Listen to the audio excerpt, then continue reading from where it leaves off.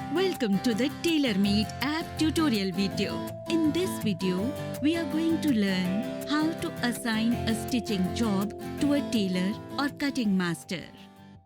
To assign tailor or cutting master, you need to first add the user from administration menu. You can click the Users tab to add a new user. You have to enter name, phone number and the role to add a user. This is done only once.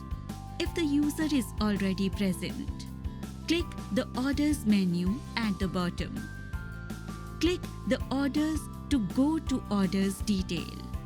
It will list all dress items in the order.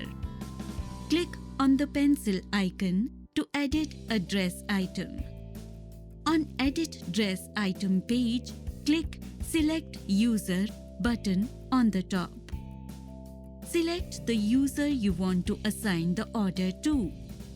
Click the Save Item followed by the Save Order. Thank you for watching our tutorial video.